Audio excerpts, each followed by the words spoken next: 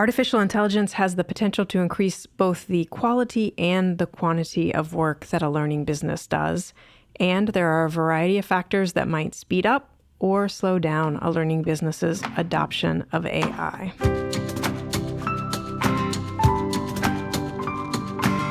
I'm Celisa Steele. I'm Jeff Cobb, and this is the Leading Learning Podcast.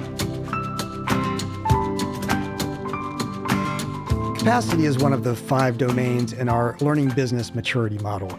Capacity deals with the people and the technology a learning business has in place, the capabilities and the competence staff, contractors, and consultants bring to the table, along with the abilities of relevant software systems and processes.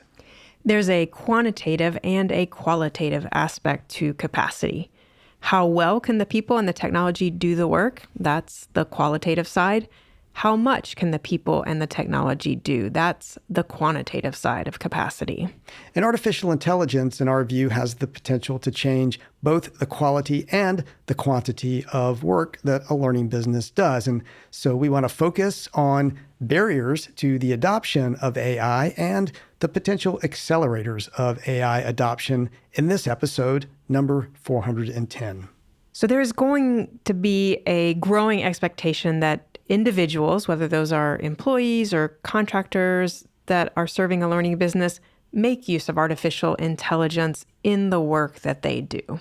Yeah, I think that's one of the things that does seem to be clear about how things are evolving around AI. There's enough AI woven into enough places right now that certainly seeing it mainly as a productivity tool, just kind of bubbling up within learning businesses. So using Microsoft Copilot or Zoom's AI companion, that's just naturally going to, I think, start happening, already is happening, regardless of whether organizations are really focused on AI and being strategic about it and how it fits into the future of their learning business. When you mention productivity, and I think productivity emphasizes the quantity side, it's this idea that you can have the same people on the team, but they can get more done by making use of some of these AI tools. So again, it's more on the quantity side than necessarily on the quality side. And I think the quality is a little bit of a deeper process and is probably likely to take longer for learning businesses to really figure out what it looks like to deeply incorporate artificial intelligence into organizational-wide operations, to make use of it, to create and deliver learning products. All of that seems a little bit more fraught in terms of how it plays out and how it ties into strategic goals. Yeah, it's not going to happen as organically and sort of by default, the way that having Copilot in your Microsoft Office suite is going to happen. It is going to require a lot more attention, and it's going to require, I think, in most organizations, breaking through some barriers that are going to be there to slow down adoption by learning businesses. And so that's where we want to focus first in this episode, is around those barriers that learning businesses may be facing. Because we will say, in our experience so far, people are talking about AI, they're interested in it. Some of this, like, using Copilot, using Zoom AI Companion is going on, but we're not seeing a whole lot of, aggressive, deep adoption of AI at this point. And I think it's because of some of the barriers we'll discuss here. And so we have 6 barriers in mind. As we run through these, we encourage you to listen with an ear towards which of these really do seem to be barriers in your organization, in your learning business. And of course, also think beyond the barriers that we are going to mention. What other barriers is your learning business facing in terms of adoption? So that's just a kind of note in advance, a way that you should be listening, or a way that we encourage you to be listening. So the first barrier that we'll mention is a barrier that shows up in all sorts of areas whenever you talk about making change, and it is simply cost. That's right. To really integrate AI into your operations, your strategy is going to have some costs associated with the software and with everything that's going to have to go with the software to use it well. I mean, we've got the free version of ChatGPT out there that folks can use. It isn't the best or the most advanced version. You really have to pay for access to get that. So while you can use free AI in some cases, often there is that need to pay, especially when you start to think about that quality side versus just the quantity. Yeah, and to just make a point about the availability of what's free versus what you have to pay for, there's a podcast episode that Ezra Klein did with Ethan Mollick. We'll be sure to link to that in the show notes for this episode. But Ethan Mollick makes the point that when ChatGPT first came out, that maybe it was about as good as a sixth grader at writing. The free version, which is ChatGPT 3.5 at this point, is as good as a high schooler or maybe a college freshman. And then GPT-4, which is what you have to pay to get access to, is as good as a PhD in at least some forms of writing. So right there, you can already see, like, if you're really interested in quality, that cost investment almost becomes a necessity. Yeah, and that's relatively small to get a ChatGPT subscription, even for your whole team. But again, as you start to expand and get into other tools and the capacity to use them, the costs start to proliferate pretty quickly. And you got to reckon with those. And those are the new costs. But I think what may even be a bigger issue for many learning businesses is those sunk costs that they already have in their existing technology and learn tech investments.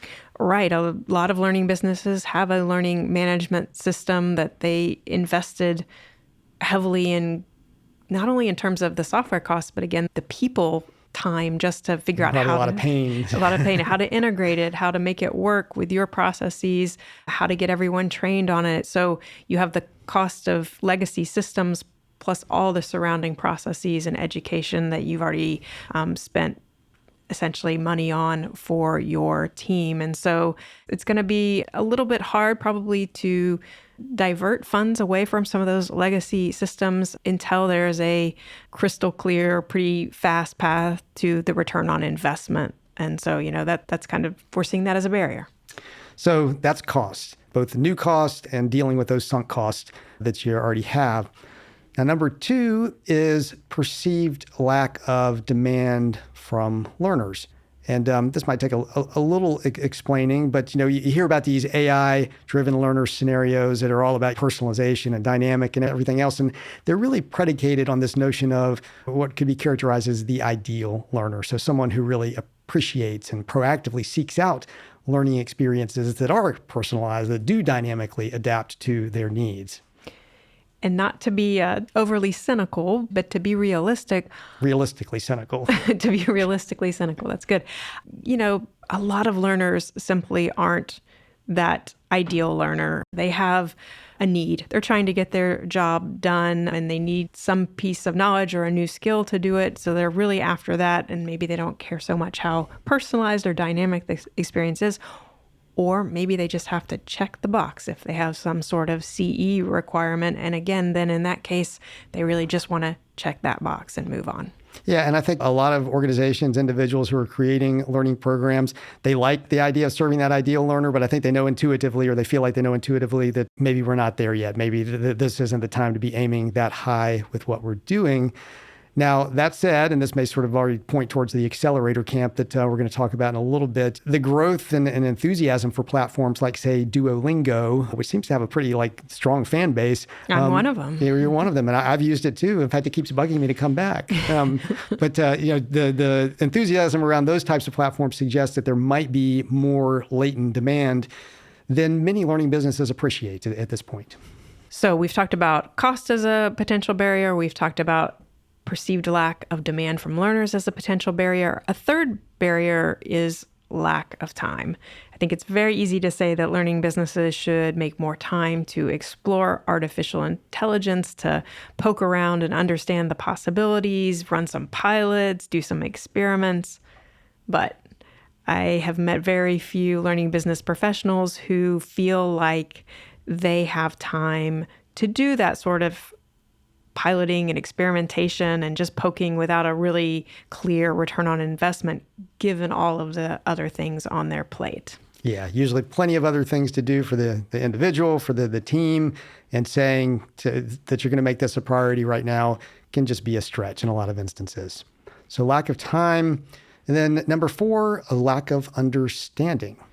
Yeah, so there can be a skills gap. Even if you manage to carve out time or you have people on your team who do actually have some time to devote to it, there may just be a skills gap there. Those people may not really understand artificial intelligence capabilities and the mechanics behind them. And then that can lead to a barrier to adoption, because it can be like, fine, play with this. But if you don't really kind of understand how the systems work and what they might do for you, that kind of open-ended experimentation might not result in much coming of it that's actually useful. That's true. I mean, it really is easy to get into ChatGPT 4 if you pay for it and get it to do some things, but then really understanding how you get it to do the things that you most want it to do in a productive way, there is a learning curve on that. And yeah, it goes back to that time issue. The time to get the understanding often isn't there. And it also relates to an absence of a strategic or maybe even a tactical framing for AI exploration. I mean, if the directive that is passed down in a learning business is experiment with AI, again, that leaves so much open to that individual who's playing with it, and you're going to get pretty widely different results depending on, again, how good that individual's understanding of AI and its possibilities are. Yeah. I mean, classic problem with innovation in general. There's always that imperative, go innovate. You know, and what does that mean? We haven't actually developed a strategy and a plan around doing that. So that's lack of understanding. The number 5, content concerns.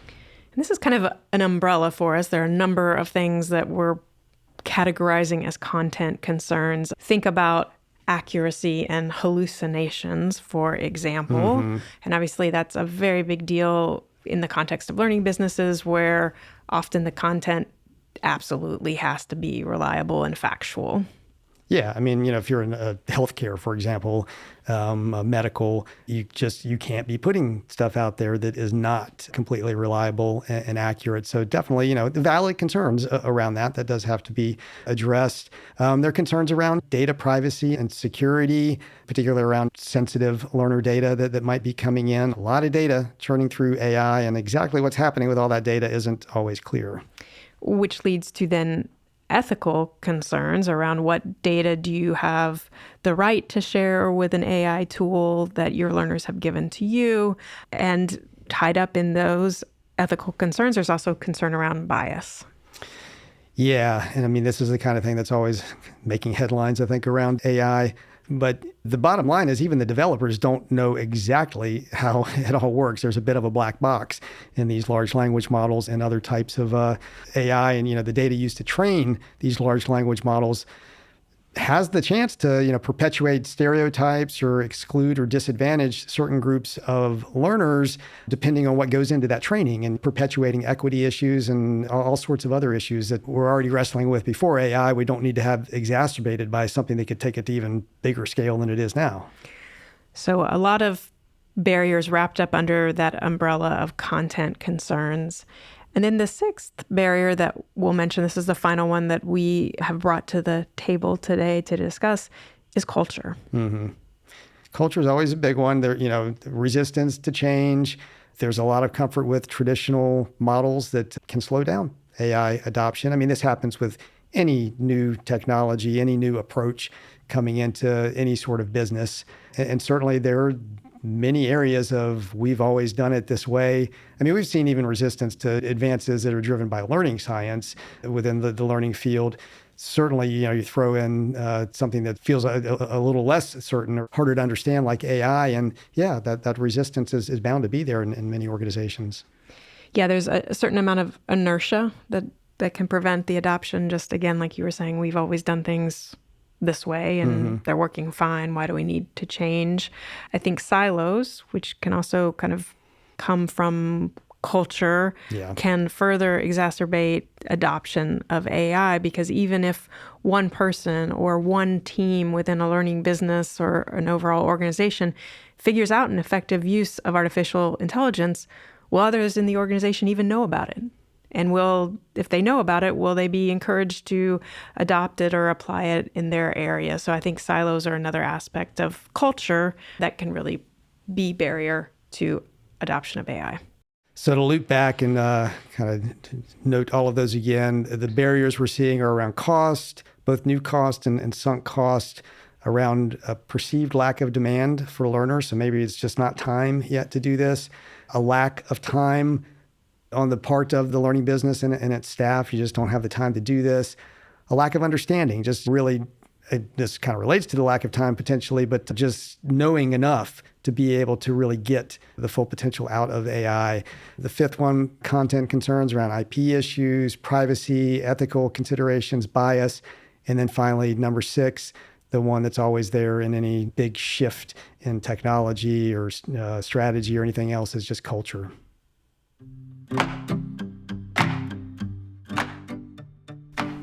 At Tagoras, we partner with professional and trade associations, continuing education units, training firms, and other learning businesses to help them understand market realities and potential, to connect better with existing customers and find new ones, and to make smart investment decisions around product development and portfolio management.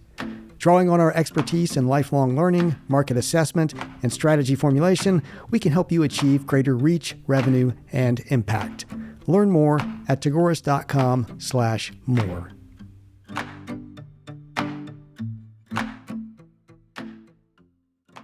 So we've looked at barriers to AI adoption. We'd like to talk next about accelerators. So what might speed the adoption of artificial intelligence in learning businesses? And we have 5 that we'll bring to the table. Again, we encourage you to listen to these 5 and think, okay, which ones of these could actually accelerate the adoption of AI in my organization? And also think about what else might accelerate the adoption of AI in your organization. And so the first one we're going to list is vendor leadership. This may particularly apply in the case of those legacy systems where you've got sunk cost and what the vendors are going to do there. But I think just overall, vendor leadership is going to be important here. If vendors, technology platform providers start integrating AI into those existing systems or investing heavily to smooth the path into new systems, that can make a big difference. Yeah, and I think so far, at least what we've seen in terms of efforts to incorporate AI into existing systems, it seems kind of relatively rudimentary, kind of more maybe on that productivity side of things and the quantity rather than the quality side. So, incorporating GPT to help generate content ideas or do a first draft of assessment questions, for example. And that's useful, but it's not sort of, it doesn't really alter much about kind of how things are being done. Right.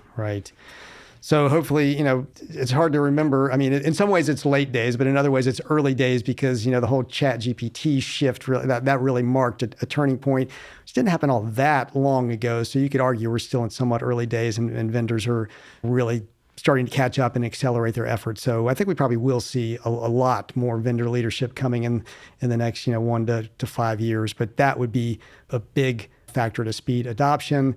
The next one would have to do with just the broader market. Yeah. So again, this is kind of an umbrella point for us, but you can imagine, for example, if a learning business is being outpaced by key competitors, that's going to really urge them to get their act together and invest more in artificial intelligence. If more explicit demand starts coming from learners around artificial intelligence being used in the products and services that you're offering, again, then that sort of market demand is going to really push a learning business to move faster to integrate AI. Yeah, and I think just, generally a fear of sort of diminished reputation or relevance, that if you're not keeping up with whoever the Joneses are in your competitive set, it just doesn't reflect well on you. So those sorts of market pressures can come to bear. And we also think about kind of, the partnerships and collaborations that can occur out there as being part of this broader market perspective.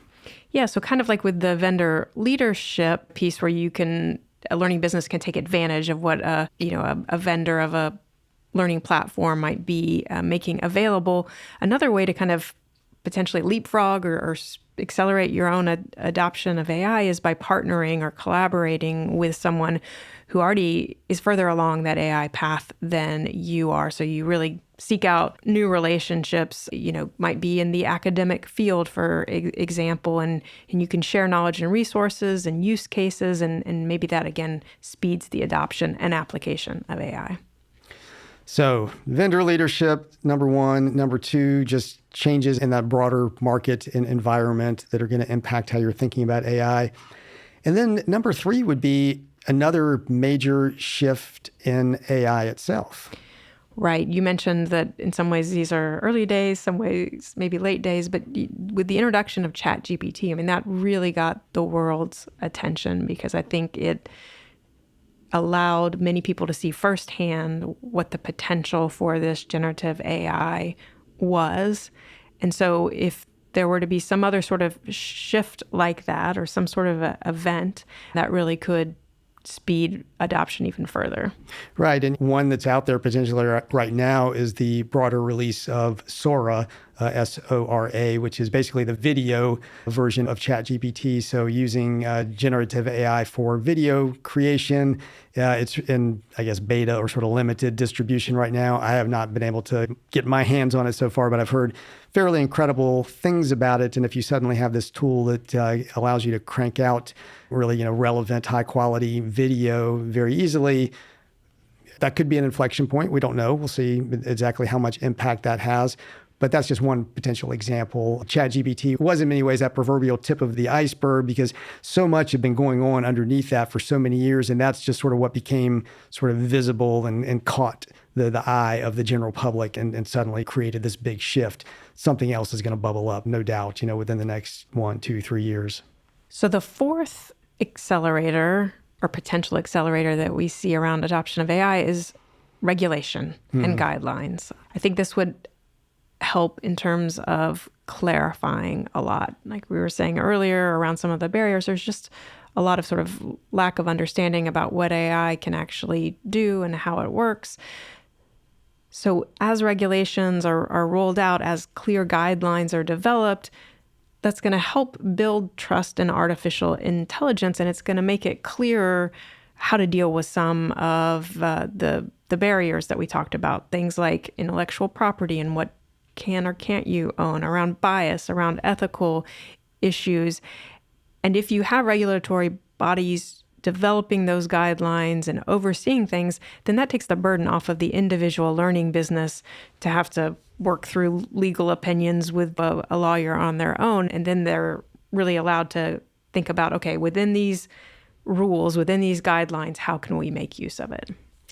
Yeah, and this is almost certain to happen on a global stage too, which gives me a little more confidence that it will happen. Because if it just had to happen in the United States right now, given what the political environment is, I'm not so sure. But just like GDPR had such a big influence on how we think about web privacy and security, regulations and guidelines are going to be coming from all over the world, and hopefully they will help to address some of those barriers that are giving organizations caution right now.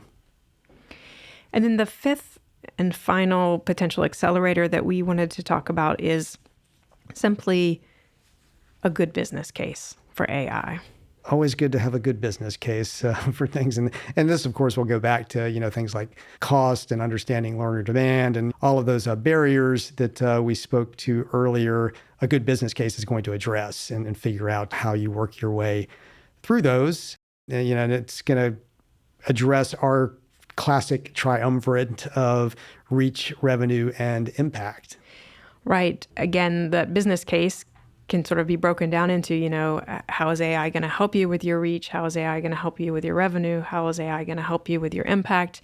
On the reach side, AI potentially helps you to do more with the same resources, which could translate very naturally into the potential to reach and serve more learners, even without greatly changing the size of your team, for example. Right. On that revenue side, if you're able to do the analysis and see that potential for long-term savings, despite upfront costs or new revenue generation, because it allows you to develop products more quickly, get them to market more quickly, but just getting to that point where you can quantify, you can put the financial framework around it, that certainly could help with speeding the investment.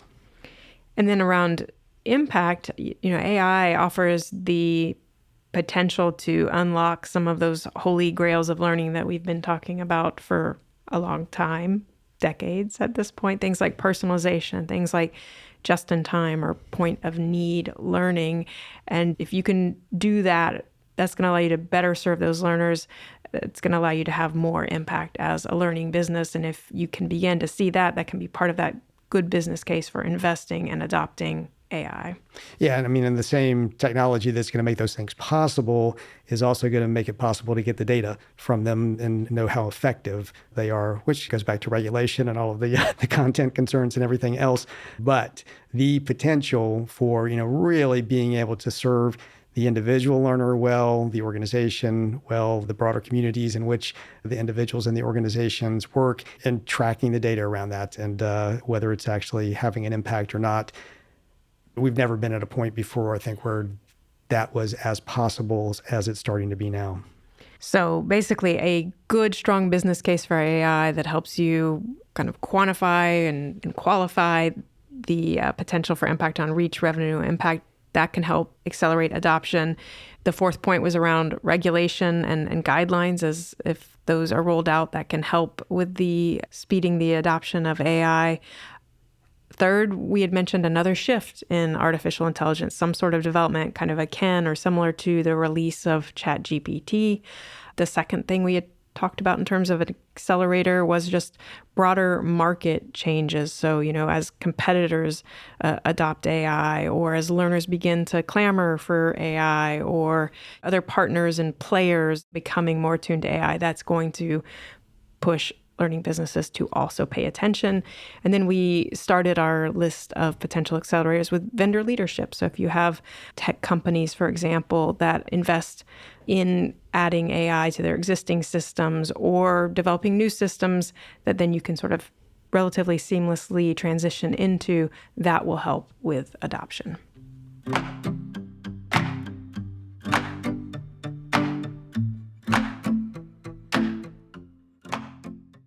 Artificial intelligence has the potential to increase both the quality and the quantity of work that a learning business does. And there are a variety of factors that might speed up or slow down a learning business's adoption of AI. At leadinglearning.com/episode 410, you'll find show notes, a transcript, and options for subscribing to the podcast. And if you haven't yet, please do take a minute to subscribe. We'd be grateful if you would take a minute to rate us on Apple Podcasts or wherever you listen, especially if you enjoy the show. Jeff and I personally appreciate reviews and ratings, and they help the podcast show up when others search for content on leading a learning business. And please spread the word about Leading Learning. You can do that in a one-on-one exchange with a colleague, or you can do it through social media. In the show notes at leadinglearning.com/episode 410, you'll find links to connect with us on X, LinkedIn, and Facebook. Thanks again, and see you next time on the Leading Learning Podcast.